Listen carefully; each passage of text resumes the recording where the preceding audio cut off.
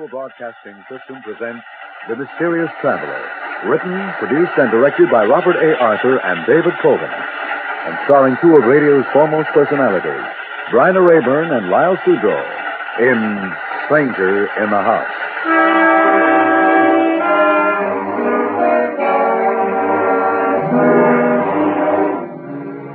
This is the Mysterious Traveler, inviting you to join me on another journey into the realm of the strange and the terrifying.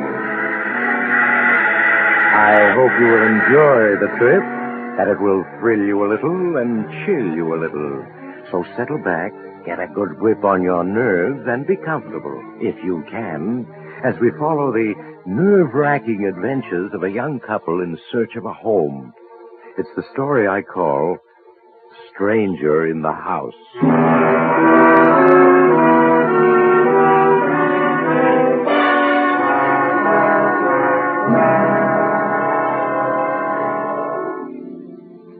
The scene, the small village of Woodford in Vermont. It's 9 o'clock in the evening, and the main street of the village is deserted. A car comes speeding through the village, and with a squeal of its brakes, comes to a stop before the home of Dr. Samuel Stewart. A young woman, obviously distraught, gets out from behind the wheel of the car and hurries up the walk to the doctor's home.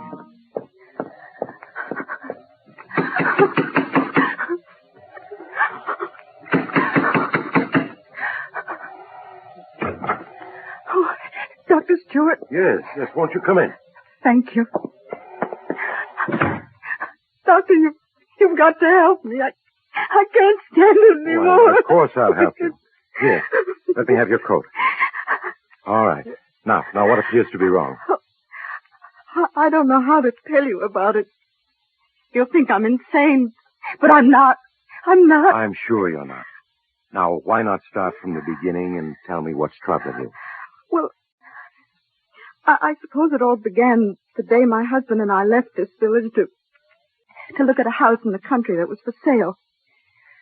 Yes, I can recall how happy we were as we drove through the countryside. Oh, Roger. Darling, I do hope this will be the house we're searching for. Oh, look, we're coming to the old colonial graveyard the agent told us about. He said the house was a quarter of a mile beyond. Yeah, that's right. At the end of this curve, there should be a small bridge over stream. Small bridge over a stream? Mm-hmm. Look, there it is.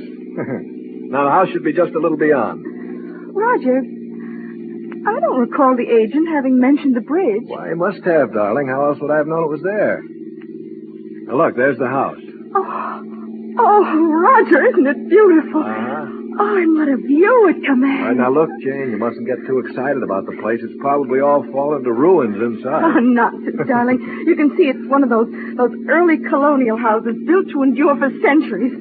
Oh, it's just what we've been dreaming. Yes. This place certainly looks wild and desolate, doesn't it? Well, naturally. The agent said it's been empty for years. Come on. Well, what do I do with that key now? Roger, look at this old engraved plate set in the wall. Hmm? I can barely make it out.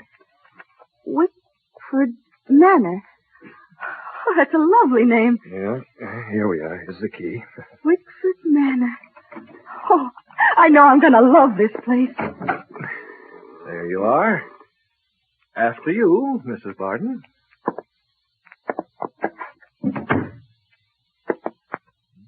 Oh, it's so cold and clammy in here. Yes, but look at that staircase, that beautiful staircase and those ceiling beams. Janie, honey, you were right. This place was built to endure. This house is in wonderful condition.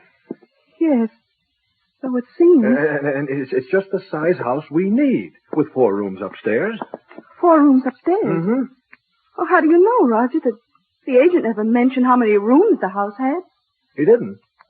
Well, there's only one way to find out, then. Let's go upstairs and look. Come on, Janie. Well, these stairs are as sound as the day they were built. This house would require very little in the way of repairs. Yes, but it hasn't any electricity, Roger. Oh, so what? We could use lamps so a line could be run to the house. There. Hey, see what I tell you? There are 4 rooms upstairs. Yes, so there are. It's as though you'd been in this house before. Well, as a matter of fact, I almost have a feeling I have been. Maybe that's the reason I like it. Hey, darling, what's the matter? You've been ever so quiet since we entered the house. Don't you care for it? Oh, it's lovely, Roger, only Only what? I don't know. It seems unfriendly. Unfriendly? Who ever heard of a house being unfriendly? And you were crazy about the place when we drove up to it. Yes, I know, but that was before we entered Well, it. honey, it's even nicer inside than it is outside. Yes, I suppose And, so. and think of what a bargain it is at $5,000, Jane. Why, we've looked at houses that cost twice as much and weren't as nice. It is a bargain. But you still don't like it, do you? All right. Then we'll keep looking till we find a house we both like. Oh, nonsense, darling. Well, we'll never find anything nicer. Now that room with the southern exposure will be our bedroom, and that room... Oh, Janie, you're wonderful. And we will be happy here, honey. I know we will.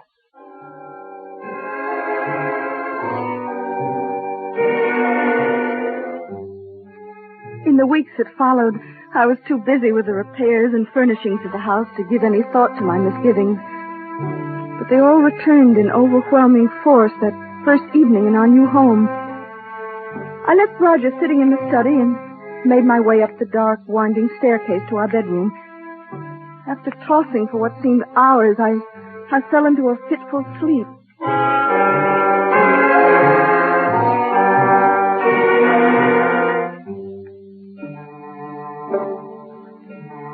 I suddenly awakened to hear the clock in the hall striking the hour. It was 4 o'clock, and Roger's bed was empty. Quickly slipping on my robe, I left my room and started down the stairs to the study.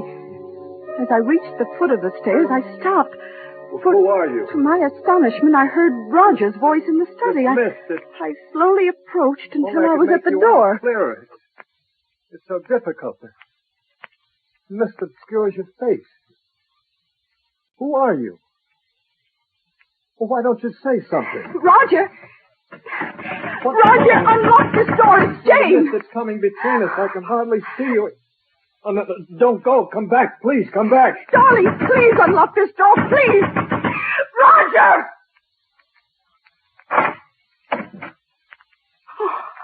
Oh, Roger. What is it, Jane? I was so frightened. Who were you talking to? Talking to? Yes. Well, I don't know. I must have been dreaming. Yes, you must have been there. There isn't anyone. Roger, you smell perfume in here? Perfume? Well, yes. Isn't it the perfume I gave you for your birthday? Oh, no, it isn't my perfume. It smells like narcissus. Yes. Darling, what were you dreaming about? Well, it was night, and all around me was a mist. A mist so heavy I couldn't see more than a few feet. There was a woman. A woman? Yes, I could barely make out her face in this swirling mists, but it was a beautiful face. The most beautiful I've ever seen. How strange. Of course it was a dream. Yes, of course. We both agreed it was a dream. But in our unspoken thoughts, it was more than a dream. The next day, I entered the study several times to find Roger sitting at his desk, staring into space. The scent of narcissus was gone. That night, Roger tossed and turned in his bed, unable to fall asleep. Just before dawn, I awoke to find his bed empty. A cold terror swept over me as I left my room and started down the stairs to the study. And then I heard that which I most dreaded to hear. Roger's voice. Who are you? This mist. If only you'd come closer. Bridge the distance between us. I've seen you before, haven't I? And yet, where? Yes. Yes, I can see much better now. You are beautiful. Who are you? Roger! Roger, please open the door. Why are you leaving? No, please don't. Come back. Please, come back. Darling, let me in. Please open the door. Oh, Roger, are you all right? Yes, of course I'm all right. The scent of narcissus. The study's filled with it. Why did you wake me? You saw her again, didn't you? The narcissus. It's her scent. You only hadn't awakened me. Roger, what are you saying? If only she'd spoken to me. What are you saying? It is a dream, isn't it? It must be. I don't know. I don't know. When twilight comes, I feel her presence in the house, in this room. It's your imagination. It must be. Yes, but the scent of narcissus, where does that come from? I don't know. I don't know, but it's evil. The house is evil. We must leave it. Leave it? No, we can't leave it. I've got to see her again. I've got to find out who she is. Roger, we must leave. I don't understand what's happening to us, but it's evil. I can feel it. No, I won't leave. I can't.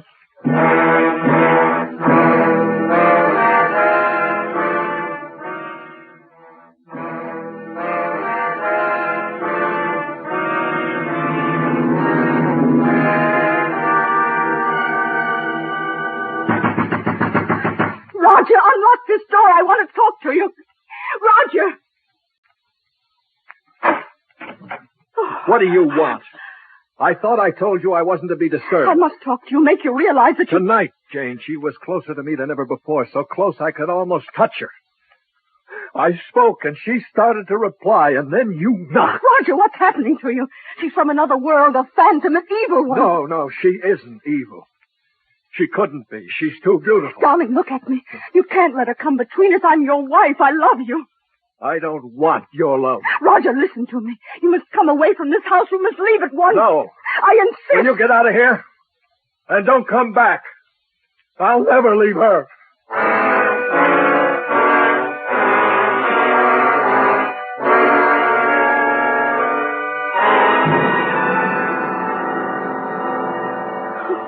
As I fled from the house, Doctor, I could still hear him shouting, "I'll never leave her." Oh, you must help me, Doctor. You must. I'll do what I can, Mrs. Barton. You don't think I'm losing my sanity, do you? No. That which you fear may well be. Look, there's a history to Wickford Manor, though few people are familiar with it. A history? Yes. The house was built in 1811 by Martin Wickford for his bride, Marie Duval. It was considered one of the finest houses in New England. A year later, Marie's sister Isabel came to live with the Wickfords. From some of the old records, letters, I gather she was a remarkably beautiful woman. So beautiful that Martin Wickford fell in love with her, and she with him. Then what happened? One day, while Martin was hunting in the mountains, he was killed in a fall. When his companions brought his body back to Wickford Manor, they found Marie, his wife, dead. She'd been poisoned. Poison? Yes. At the sight of Martin's body, Isabel went to pieces and confessed to the poisoning of her sister. But before she could be arrested, she did away with herself. In the study. In the study? Yes. There's a quotation in the Bible to the effect that a murderer shall find no peace in the hereafter. Isabel Duval was a murderess. Then you do believe her spirit is in the house? In the years that followed the tragedy, Wickford Manor had a succession of tenants, all of whom left after a brief residence. You mean they saw her too? Well, the tenants made no claims of seeing anyone, but their fear of an unknown element in the house led to their leaving. Yes, but if the other tenants never saw her, why should Roger see her? Well, Mrs. Barton, have you ever visited some place for the first time, had the feeling you'd seen the place before? Oh, why, yes, but that was imagination. Can one be sure it is imagination? Perhaps you had seen that place in the long ago as another person. As another person? Yes. You mean Roger, as another person, had once known Wickford Knapp? How else do you account for his remembrances of things he'd never seen in this life? I don't know. Doctor, you're trying to tell me something. What is it? All I know is we must return to the manor at once. The spirit that's abroad in that house is one to be feared more than death itself.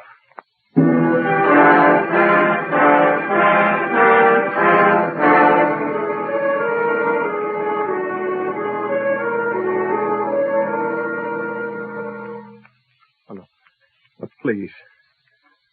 Please, come closer. There's nothing to be afraid of. She's gone. Oh, please, there are only the two of us now. You're beautiful. You're so beautiful. We have met before, haven't we? Yes. We have met before. You spoke. I've waited so long for you, Martin. Why do you call me Martin? My name is Roger. It was Martin. Then. Then? What do you mean? Look at me, Martin. Look into my eyes. Don't you remember? Yes. Yes, but where? When? Think, Martin. Think. Time is the barrier between us, but we shall overcome it. Think back into the dim past when you lived in this house and we loved each other. When? Isabel. Isabel. Yes, Martin. Isabel. Do you remember now? Yes. I remember everything up to the day I went hunting in the mountains. And I fell. What happened to me, Isabel? What happened to us? To our love? Don't think of that accursed day, darling. Think of the future. Our happiness together. Yes, Isabel, our happiness together. Just the two of us. In this house, I have waited so long for you to come back, Martin. But at last we are together. Yes, darling, forever. Roger, please open the door. She's come back, Isabel. Don't go. Darling, don't leave me. I must, Martin. No, come back. Come back, please, come back. Roger, unlock this door. What do you want? Who's he? Oh, this is Dr. Stewart, Roger. Doctor, this is my husband. What the devil did you bring him here for? Roger, please, I thought perhaps he could help. What do you mean help us? I don't need anyone's help. Your wife has told me everything. My Mr. Barton. wife has quite an imagination, Doctor. Roger. Lately she's taking to imagining all sorts of things. I'm beginning to believe she's become unbalanced. I'm not. How can you say such a thing? I wish you'd trust me, Mr. Barton. Allow me to try to help you.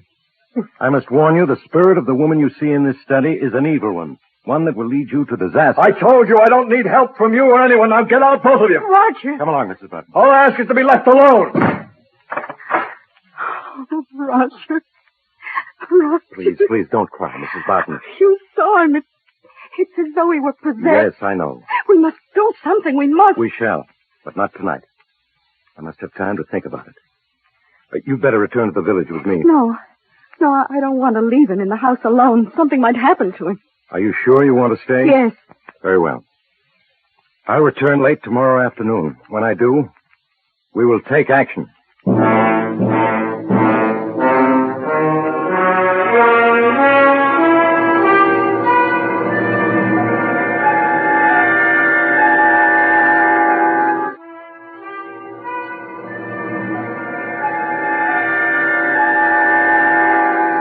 Look at her, Martin. Lying there in her bed, asleep. So defenseless. If you want me, you must get rid of her. Hurry, Martin, it is almost dawn and I must leave. There's no time to waste. Yes, Isabel, yes. We can't let her come between us. I'll do as you say. Oh, who's there? Roger. Oh, For a moment I was frightened. What time is it?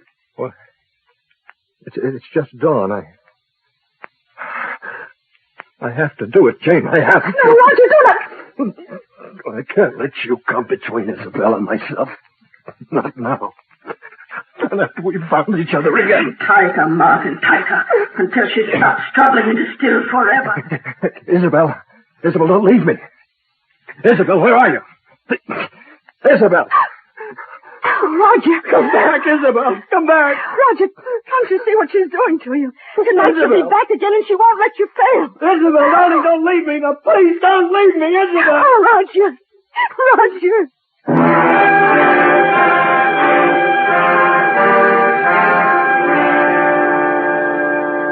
And then he stopped choking you, ran out of your room and down to the study? Yes, Where is he now? he's still in the study. He's been there all day. I should have known better than to have let you remain in this house last night. She knows that if he murders you, he'll join her cursed spirit Oh, forever. look, it's growing dark out. Soon she'll appear before him again. Doctor, we must do something. Last night you said you'd help And me. I will. This woman, Isabel, has been denied the peace of the grave because her sister's blood is on her hands. She belongs neither to the living or the dead, only to this house. If we could get your husband to leave, it might break the spell she's cast over him. Yes, but he absolutely refuses to leave. Then we must force him to. Force him to? Yes. I can very quickly give him a hypodermic, render him unconscious. Yes, then we could carry him away. To make sure he never returns to this house, we must burn it to the ground before we leave. Burn the Yes, house? yes. Unless, of course, you don't want to. Oh, yes. Yes, we will burn it. And the evil that's in it. Then if you'll lead the way to the study. All right, Doctor. Have you the hypodermic ready? Yes. And when your husband opens the door, just gain his attention for a moment, long enough for me to give him the hypodermic. Very well. Shall I knock now? Yes, I'm ready. Roger, open the door. I want to talk to you. What do you want? Why has he come back to this house? Oh, he's come to take me away, Roger. Take you away. Well, good. I'm glad to see... What did you stick me with? What's that in your hand, Doctor? Just a hypodermic, Mr. Barton. A hypodermic? Well, why? What are you up to? You're trying to take me away from this house.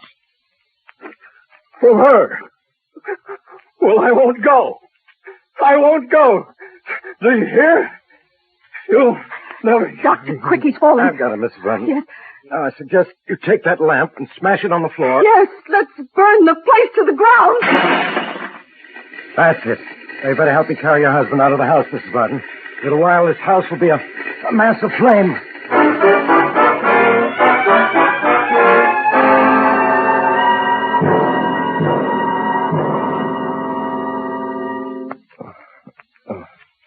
He's regaining consciousness now, Mrs. Barton. Will he remember what's happened? I don't know.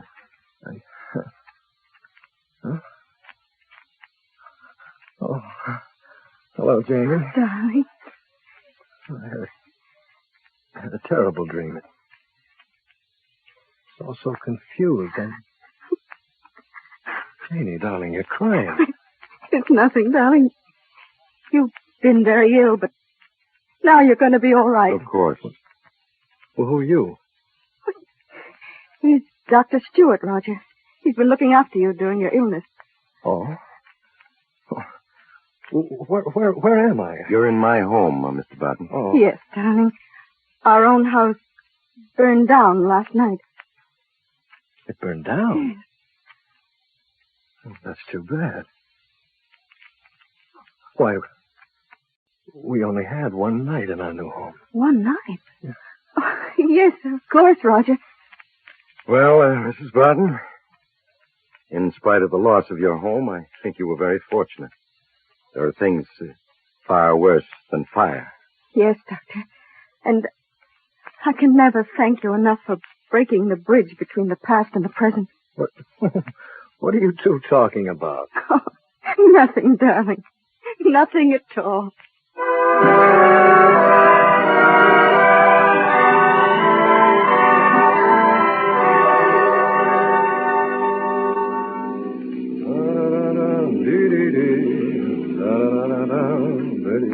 Oh, Roger. Oh, darling, you've been humming that all day. Well, I'm just glad to be out of a sick bed and on my way to California. Look, we just crossed the state line into Kentucky. Well, we've come almost 600 miles since dawn. Yeah, it's getting dark. Don't you think we ought to stop now for the night? Anything you say, darling. Yeah, let's stop at the next motel. All right. Well, I guess I better turn my headlights on. There.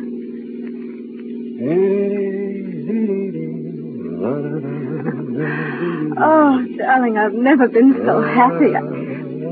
Roger. What? Do you smell something? Yes, it's good country air. No, I don't mean that. Jenny, what's wrong with you? Don't you smell it? Smell what? Oh, you mean that perfume? Yes. It seems familiar. Yes. What is it? Narcissus. Narcissus. Wasn't that the... said in the study that first evening? Yes. She's in the car, isn't she, Roger? She's followed us. Roger, answer me. What? Roger, you mustn't listen to her. She's trying to come between us. Darling, look at me. Look at me. Why are you slowing down? No. No. No!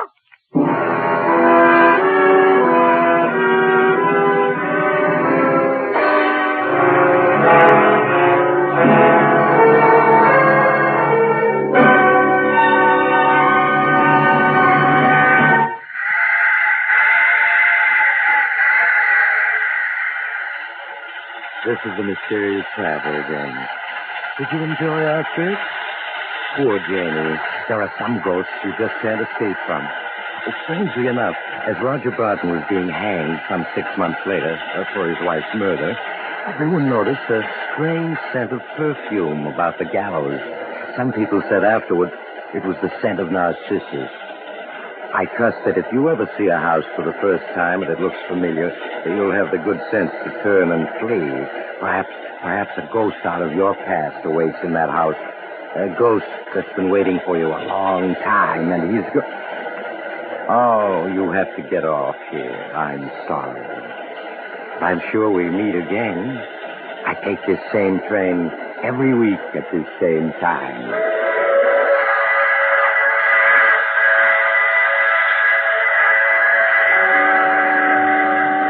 You have just heard The Mysterious Traveler.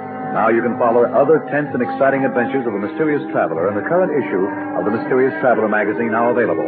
In our cast were Bryna Rayburn and Lyle Sudo. Maurice Tarplin starred in the title role. Music under the direction of Emerson Buckley, composed by Richard DuPage. This program came to you from New York.